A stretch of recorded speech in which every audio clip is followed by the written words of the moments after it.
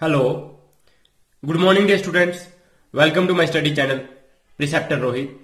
तो dear students, आज हम जो एक्सरसाइज हमारी फर्स्ट थी इस complex number and quadratic equations वाली यूनिट की, तो वो हमने कंप्लीट कर ही ली थी। तो 10 क्वेश्चंस हमने उसके कर लिए थे। अब जो बाकी 3-4 क्वेश्चन बचे हैं आज हम वो कर देंगे और बाकी साथ में उससे नेक्स्ट भी हम थोड़ा पढ़ लेंगे। तो डे स्टूडेंट्स, सबसे पहले हमारा क्वेश्चन नंबर 11 क्या है।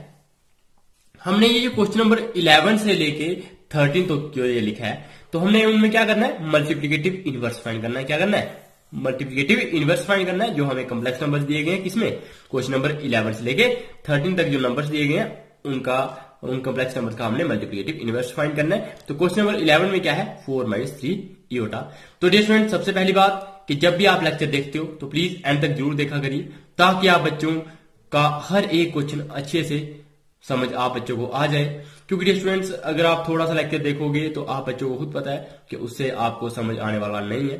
तो डियर स्टूडेंट्स, इसलिए प्लीज अगर आपको लगता है कि मुझे इन लेक्चर से समझ नहीं आ रही, तो एक बार मेरे कहने पे कि एक बार आप लेक्चर को पूरा देखिएगा, कोई भी लेक्चर ले लीजिए, तो आप बच्चों को खुद समझ आ जाएगी। आप कहोगे कि नहीं, ये लेक्चर बहुत ही अच्छे हैं। तो डियर स्टूडेंट्स, इसलिए आप बच्चों को क्या करना पड़ेगा, एक बार विश्वास करके देखना पड़ेगा कि आधा घंटा अगर आप लेक्चर देखोगे तब आपको पता चलेगा कि मुझे समझ आती है या नहीं। लेकिन अगर आप कहोगे स्टार्टिंग में 2 मिनट देखा, उसके बाद आपने कहा यार ये समझ आ रही है या नहीं आ रही, कोई पता नहीं चल रहा है, तो छोड़ दोगे, तो उससे आपका कोई भी फायदा नहीं होगा। अगर आप आधा घंटा पूरा लेक्चर देखोगे तब आपको पता चलेगा कि मुझे समझ आई है। तो डियर स्टूडेंट्स, प्लीज एक बार जब भी लेक्चर स्टार्ट करोगे देखना तो एंड तक जरूर देखिएगा और लाइक, शेयर और सब्सक्राइब करना बिल्कुल भी ना भूलिएगा। तो डियर स्टूडेंट्स, यहाँ पे देखो, हमें ये जो कॉम्प्लेक्स नंबर दिया था z, वो हमारे किसके बराबर दिया था, 4 - 3 इयोटा। तो ये हमने लिखा है z = 4 - 3 इयोटा। अब डियर स्टूडेंट्स, हमने मल्टीप्लिकेटिव इनवर्स निकालना था, तो वो क्या होता है, z इनवर्स। तो डियर स्टूडेंट्स, z इनवर्स जब हमने निकालना होता है उसके लिए मैंने आपको 3 फार्मूले बताए थे, तीनों तरीके से। कि एक होता था हमारे पास a/a² + b² प्लस इयोटा, और यहाँ पे -b/a² + b², ये वाला भी था फार्मूला। एक हमने आप बच्चों को बताया था, इसको अगर हम 1/z के साथ मल्टीप्लाई करें, फिर उसी z का मतलब हम एज वो रैशनल लेते हैं, मतलब इसके साथ यहाँ पे और यहाँ पे मल्टीप्लाई करते हैं। जो ये नंबर होता है तो सिर्फ साइन चेंज होता है, मतलब एज अ कंजुगेट ही समझ लो। तो वहां पे हम मल्टीप्लाई करते थे। तो एक वो तरीका था और दूसरा तरीका हमारे पास ये था, 2 तरीके ये हो गए, और तीसरा हमारे पास ये फार्मूले वाला था। तो फार्मूले में क्या है, z इनवर्स का फार्मूला होता था z conjugate upon modulus of z का होल स्क्वायर। तो ये स्टूडेंट्स, कंजुगेट क्या होता है, आप बच्चों ने पढ़ा है कि जो ये हमारे पास अगर ये जो कॉम्प्लेक्स नंबर होगा तो कंजुगेट में सिर्फ क्या होता है, ये जो साइन होता है सेंटर में, ये क्या हो जाता है, चेंज हो जाता है। अगर प्लस होगा तो माइनस हो जाएगा, अगर माइनस होगा तो प्लस हो जाएगा। तो यहाँ पे 4 - 3 इयोटा था, तो यहाँ पे क्या हो जाएगा, 4 + 3 इयोटा। अब डिस्टेंस मॉडुलस ऑफ z का स्क्वायर। तो डिस्टेंस मॉडुलस ऑफ z आप बच्चों को मालूम था, वो क्या होता था, √a² + b² होता था। तो ये हमने मॉडुलस लेना है और इसका हमने स्क्वायर ले लेना है। अब डिस्टेंस √a और b होता है क्या हमारे पास, a हमारे पास आप बच्चों को मैंने कल भी बताया था, हम a लिखते हैं 4 को, जो रियल पार्ट होता है, और जो b होता है वो हमारे पास, देखो a + इयोटा b के साथ अगर आप इसको कंपेयर करोगे तो a आपके पास 4 आएगा, लेकिन जब आप b को देखोगे वो हमारे पास क्या आएगा, -3 आएगा। तो डियर स्टूडेंट्स, a हमारे पास हो गया 4 और b हमारे पास हो गया -3। तो 4 का स्क्वायर प्लस -3 का स्क्वायर। तो डियर स्टूडेंट्स, 4 का स्क्वायर 16 और 3 का स्क्वायर 9, तो 16 और 9 होता है 25। तो ये हो जाएगा √25 का स्क्वायर। ये स्क्वायर और ये रूट कैंसिल, तो हमारे पास क्या बचेगा, 25। तो जो z इनवर्स आएगा वो 4 + 3 इयोटा अपॉन 25। 4 के साथ अलग से हम डिनोमिनेटर लगा देंगे और 3 इयोटा के साथ अलग से डिनोमिनेटर लगा देंगे। तो वही हमने लिखा है 4/25 + 3/25 इयोटा। तो इस तरह से हमने अपना क्वेश्चन नंबर जो 11 में हमें कॉम्प्लेक्स नंबर दिया था उसका हमने इनवर्स मल्टीप्लिकेटिव फाइंड कर लिया। तो डियर फ्रेंड्स, अब हम करेंगे फाइंड मल्टीप्लिकेटिव इनवर्स किसका, क्वेश्चन नंबर 12 का।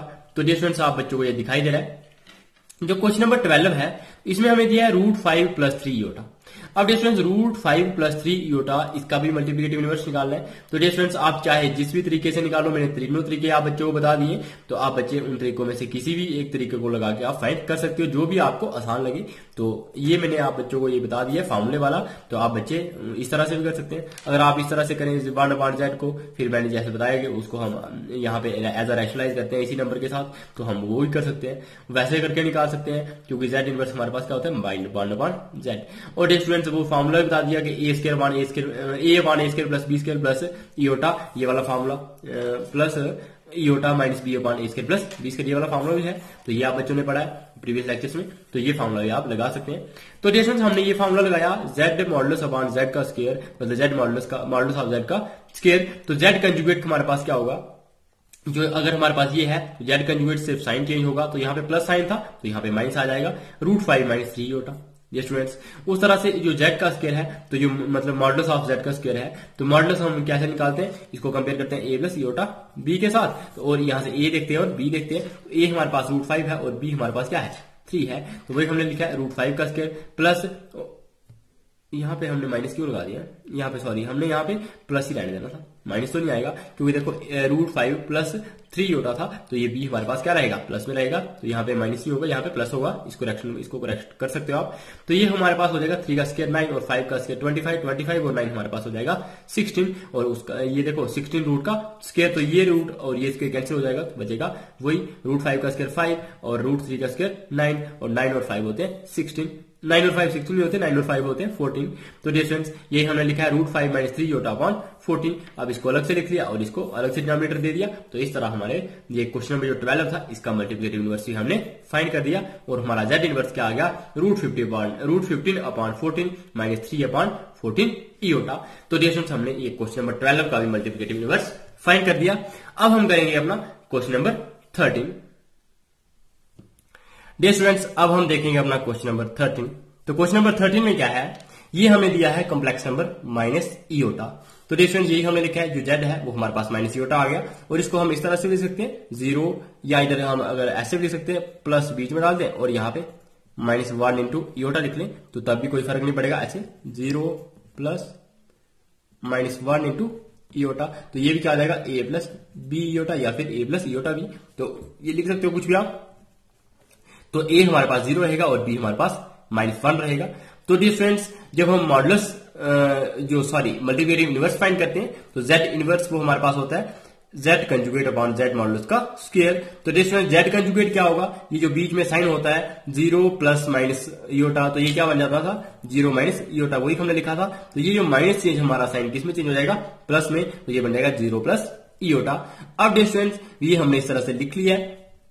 अब हम फाइंड करेंगे मॉडुलस। तो मॉडुलस क्या होता है, root of A square plus B square का, यहाँ पे मॉडुलस ऑफ z का होल स्क्वायर है ना, तो मॉडुलस तो होता है root of A square plus B square, और यहाँ पे स्क्वायर भी था तो हमने स्क्वायर लगा दिया, ये स्क्वायर और ये रूट हमारा कैंसिल हो जाएगा।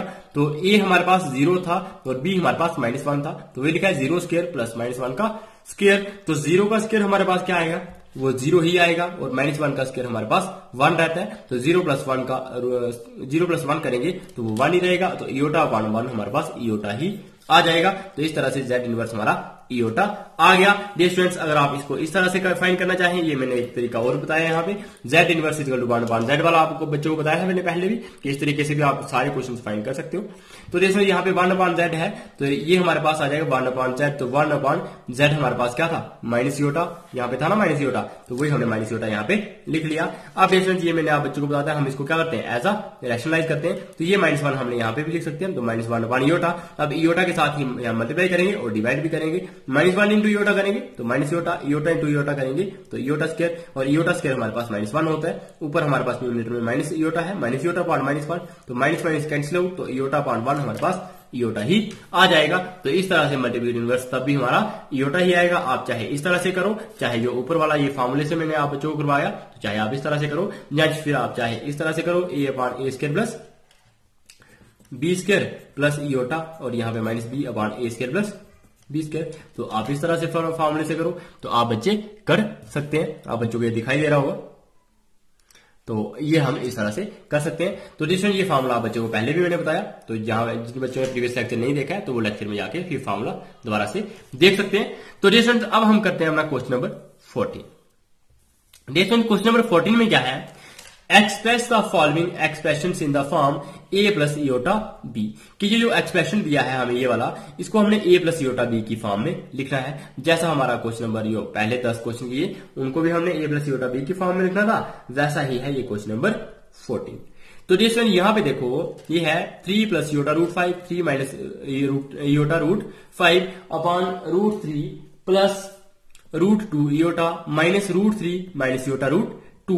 तो डियर स्टूडेंट्स अब ये माइनस है, इस माइनस को मतलब इन ब्रैकेट्स को खत्म करेंगे तो माइनस के साथ अंदर मल्टीप्लाई कर देंगे तो ये क्या हो जाएगा माइनस इंटू रूट 3। तो ये तो अभी हमने वही लिखा है जो क्वेश्चन में दिया था। तो नेक्स्ट स्टेप में हमने ये इसको माइनस को खत्म किया होगा। तो माइनस से जब हमने अंदर मल्टीप्लाई की तो हमें मिला माइनस रूट 3 और वहां पे माइनस इंटू माइनस था तो माइनस इंटू माइनस प्लस आ जाता है और साथ में क्या आ जाएगा इयोटा रूट 2 और बाकी हमने वैसे ही लिखा है रूट 3 प्लस रूट 2 इयोटा। और न्यूमिनेटर में यहाँ पे स्टूडेंट्स आप बच्चे दोबारा से थोड़ा सा दिखा देता हूं। तो न्यूमिनेटर में क्या है ए प्लस इयोटा बी इंटू ए माइनस इयोटा बी। तो या फिर इसको आप ये फॉर्मूला लगा सकते हो ए प्लस बी और ए माइनस बी। तो ए प्लस बी इंटू ए माइनस बी किसके बराबर होता है ए स्क्वायर माइनस बी स्क्वायर। तो वो फॉर्मूला हमने लगा दिया है। तो ए हमारे पास था 3 तो 3 का square minus B square. B हमारे पास था इयोटा रूट 5 तो इयोटा रूट 5 का स्क्वायर। 3 का स्क्वायर 9 आ जाएगा माइनस इयोटा का स्क्वायर इयोटा रहेगा और रूट 5 का स्क्वायर हमारे पास 5 आ जाएगा। तो डियर स्टूडेंट्स ये 9 माइनस इयोटा स्क्वायर 5 आ जाएगा। तो इयोटा स्क्वायर की वैल्यू हमारे पास होती है -1 और यहाँ पे आ गया 5।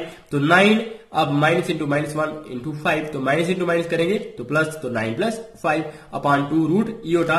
तो वही हमने लिखा है 9 प्लस 5 कितना होता है 14 अपॉन 2 रूट 2 इयोटा। तो ये 2 बन जाए 2 और 2 7 जा 14 तो ये कैंसिल आउट होगा तो हमारे पास बचेगा 7 अपॉन रूट 2 इयोटा। अब डियर ये हमारे पास डिनोमिनेटर में जो कॉम्प्लेक्स नंबर है तो हम इसको भी क्या करते हैं एज अ रैशनलाइज करते हैं। तो आप सिर्फ इयोटा से भी कर सकते थे या फिर रूट 2 इयोटा से भी कर सकते हैं तो इसमें कोई फर्क नहीं पड़ेगा। तो हमने रूट 2 इयोटा अपॉन रूट 2 इयोटा के साथ ही मल्टीप्लाई करते हैं। देखो डियर स्टूडेंट्स जब आप कॉम्प्लेक्स नंबर की बात करते हैं तो अगर सिर्फ यहाँ पे कुछ और होता जैसे 3 इयोटा होता तो आप सिर्फ इयोटा से करते मल्टीप्लाई तब भी ठीक रहता था। लेकिन यहाँ पे देखो पीछे रूट 2 भी लगा है और रूट 2 भी आप बच्चों को पता है कि जब आप 9th क्लास में पढ़ते हैं कि अगर हमारा डिनोमिनेटर भी अंडर में हो तो हमें उसको भी रैशनलाइज करना पड़ता है। तो हम इसलिए इन दोनों को एक साथ से ही रैशनलाइज करते हैं मतलब रूट 2 इयोटा अपॉन रूट 2 इयोटा से ही मल्टीप्लाई कर दिया। तो 7 इंटू रूट 2 इयोटा आ जाएगा। तो वही लिखा है 7 into root 2 iota upon root 2 iota into root 2 iota. तो ये बन जाएगा root 2 iota into root 2 iota क्या होता है रूट 2 इयोटा का स्क्वायर। तो ये स्क्वायर और ये रूट कैंसिल हो जाएगा और इयोटा का स्क्वायर आ जाएगा। तो वही लिखा है 2 वो हमारे पास देखो रूट 2 था ना तो इसका स्क्वायर अलग से लिखोगा। अगर आप इसका स्क्वायर अलग से लिखो ये स्क्वायर और रूट कैंसिल होगा तब भी हमें 2 मिलेगा और इयोटा स्क्वायर हमने वैसे ही लिखा है। अब डिस्टेंस आप बच्चे यहाँ पे देख सकते हो 7 root 2 iota upon 2 into इयोटा square और इयोटा स्क्वायर की वैल्यू आप बच्चों को मालूम है वो -1 होती है वो हमने यहाँ पे लिख लिया है। तो ये student 7 root 2 iota upon 2 into -1 करेंगे तो वो हमारे पास क्या हो जाएगा ये -1 देखो 2 इंटू -1 करेंगे तो -2 और ये बाई माइनस हमने यहाँ पे लिख लिया और 2 यहाँ पे लिख दिया 7 रूट 2 अपॉन 2 इयोटा। तो डिस्टेंस अब हमारे पास ये क्या आ गया ये -7 रूट 2 अपॉन 2 इयोटा। इसको अगर आप इस तरह से लिख सकना चाहो तो ये क्या कर सकते हो क्योंकि इसमें रियल पार्ट तो कुछ भी नहीं है इसमें इयोटा ना लगा हो तो वो 0 हो रहेगा और साथ में यहाँ पे प्लस लिखो और -7 रूट 2 अपॉन 2 और इसको इयोटा लिख लो। तो ये हमारे पास क्या हो जाएगा a प्लस इयोटा b। तो डिस्टेंस इस तरह से हमने complex as a complex number a plus iota b लिख लिया मतलब जो हमें एक्सप्रेशन दिया था उसको हमने a प्लस इयोटा b की फॉर्म में एक्सप्रेस कर दिया। तो डिस्टेंस ये हमने इस तरह से लिखा हुआ है कि यही जो नंबर दिया था हमें जो एक्सप्रेशन तो वो हमारा a प्लस इयोटा b की फॉर्म में इस तरह से लिखा जाएगा। या आप इसका सिर्फ यही आंसर लिख सकते हो या फिर आप ये भी लिख सकते हो 0 प्लस इयोटा इंटू -7 रूट 2 अपॉन 2। तो डियर स्टूडेंट्स आई होप आप बच्चों को ये क्वेश्चन नंबर 14 समझ आ गया होगा अच्छे से। तो इस तरह से हमारी ये वाली एक्सरसाइज कंप्लीट हो गई। अब हम नेक्स्ट पढ़ेंगे अपना नेक्स्ट टॉपिक। तो डियर स्टूडेंट्स नेक्स्ट टॉपिक है हमारा टॉपिक नंबर 5 वो है Argand plane and polar representation के अर्गेंट प्लेन और पोलर रिप्रेजेंटेशन किसकी कॉम्प्लेक्स नंबर की। तो डियर स्टूडेंट्स सबसे पहले हम देखेंगे कि अर्गेंट प्लेन होता क्या है।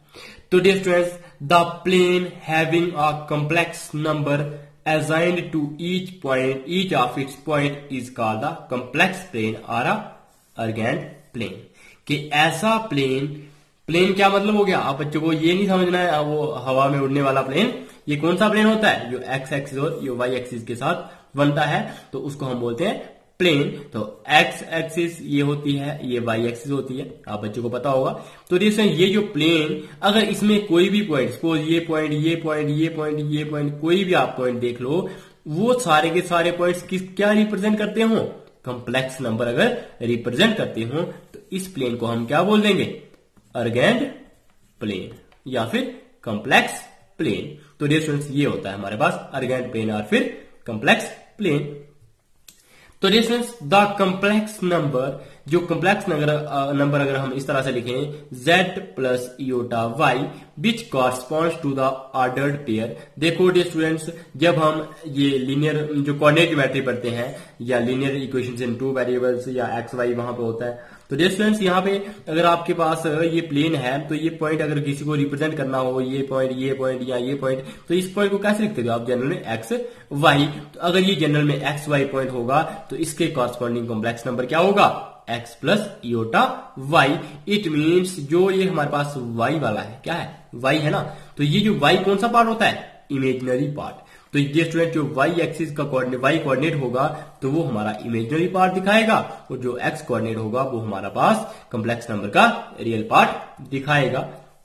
तो डियर स्टूडेंट्स, इसका मतलब अब यहाँ पे हम देख सकते हैं कि ये लिखा है the complex number x plus iota y which corresponds to the ordered pair x y can be represented geometrically as a unique point p x y in the x y plane and vice वर्सा।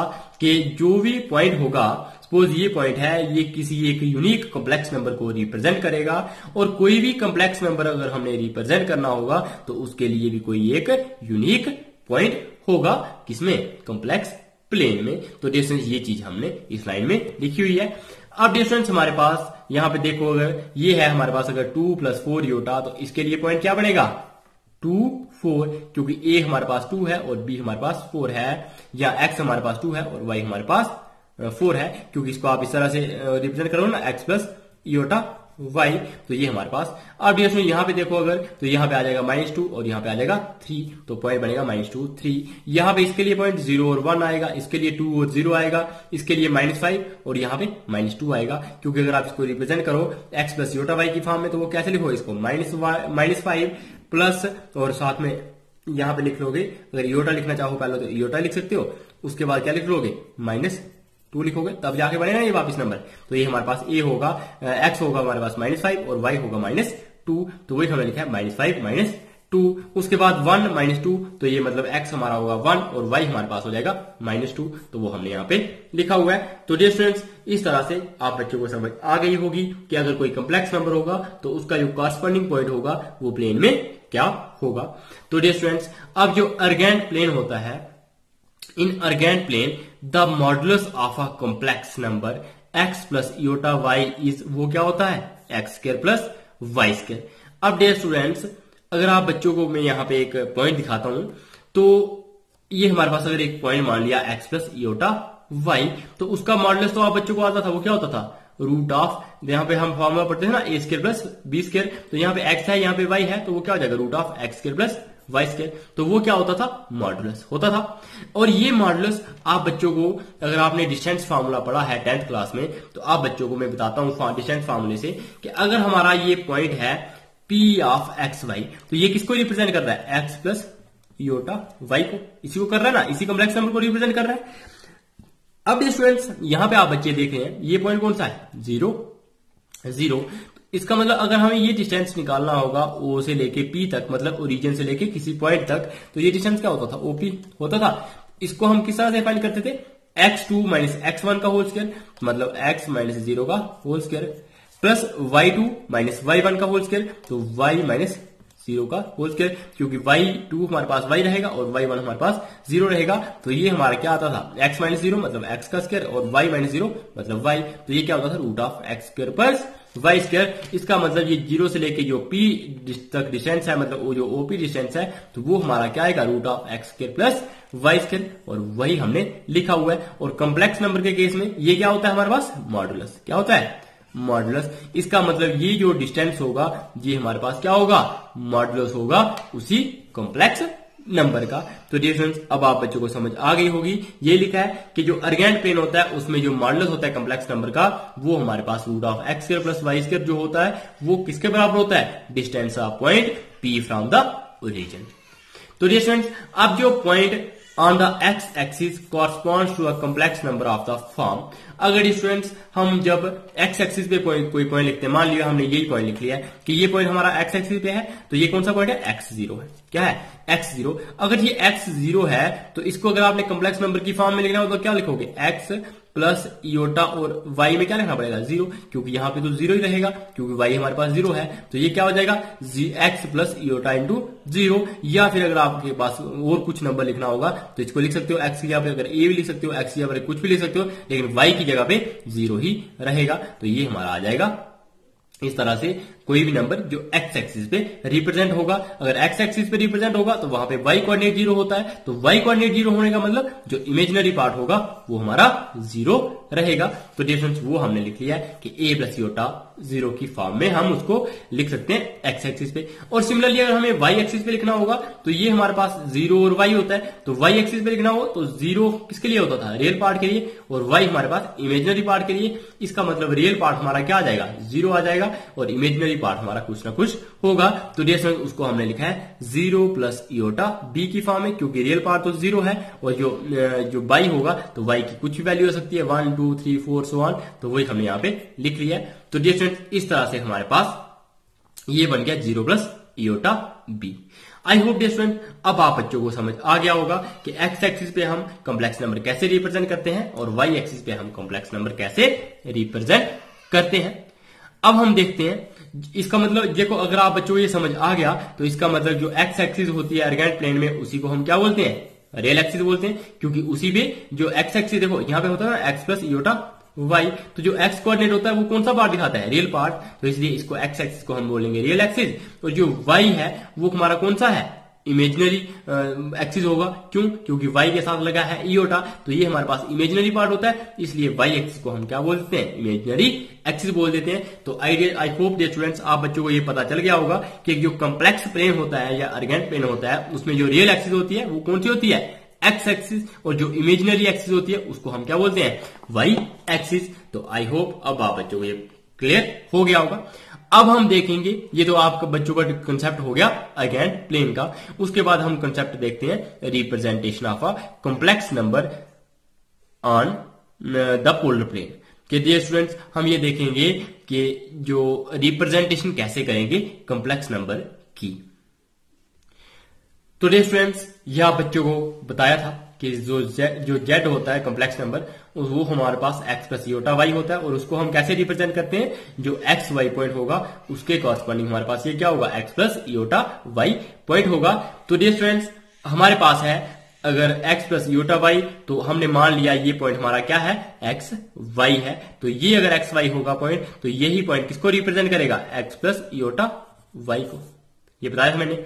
तो ये friends अब आप बच्चों को एक चीज और बताते हैं, जैसे यहां पे हो गया जेड कंजुगेट। तो जेड कंजुगेट क्या होता है, अगर जेड हमारे पास एक्स प्लस इयोटा वाई है तो जेड कंजुगेट होता है एक्स माइनस इयोटा वाई, क्योंकि कंजुगेट में सिर्फ क्या चीज का फर्क पड़ता है, प्लस का माइनस हो जाता है और माइनस का प्लस हो जाता है। अब डिस्टेंस अगर हमारे पास जेड पॉइंट यहां पे है तो मुझे बताओ कि जो कंजुगेट होगा उसका वो कहां पे आएगा।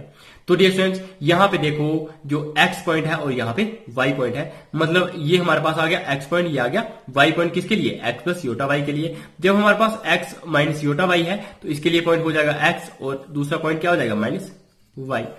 अब डियर स्टूडेंट्स आप बच्चों ने ये 10th क्लास में पढ़ा होगा कि जो x होता है तो ये पॉजिटिव एक्स कहां पे होता है और वाई नेगेटिव कौन से क्वाड्रेंट में होता है। तो डियर स्टूडेंट ये मतलब ऐसा क्वाड्रेंट जिसमें एक्स वाले पॉजिटिव हो और वाई वाले नेगेटिव हो। तो डियर स्टूडेंट ये हमारे पास क्या है, एक्स एक्सिस पॉजिटिव है ये वाली पॉजिटिव, और वाई एक्सिस नेगेटिव कौन सी होती है, ये वाली होती है। तो इसका मतलब अगर इस क्वाड्रेंट में, ये जो चौथा क्वाड्रेंट है, इसमें अगर हमें कोई भी नंबर रखना होगा तो उसमें जो x होगा वो पॉजिटिव रहेगा और y हमारा नेगेटिव रहेगा। ये आप बच्चों को पता होगा, इसको फर्स्ट क्वाड्रेंट बोलते हैं, इसको सेकंड क्वाड्रेंट, इसको थर्ड क्वाड्रेंट और इसको फोर्थ क्वाड्रेंट। तो फोर्थ क्वाड्रेंट में हमारे पास क्या होता था, ये x पॉजिटिव होता है और y हमारा नेगेटिव होता है। तो इसका मतलब जो रिप्रेजेंट करेंगे हम ये वाला नंबर जो z कंजुगेट, तो वो हमारा इसके अपोजिट किसमें आ जाएगा, फर्स्ट क्वाड्रेंट के अपोजिट आ जाएगा हमारे पास, कौन से क्वाड्रेंट में, फोर्थ क्वाड्रेंट में। तो हम इसको मान लेंगे जैसे हमारी मिरर इमेज होती है ना, आप पढ़ते होंगे साइंस में, तो जैसे मिरर इमेज होती है कि ये हमारे पास अगर एक मिरर हो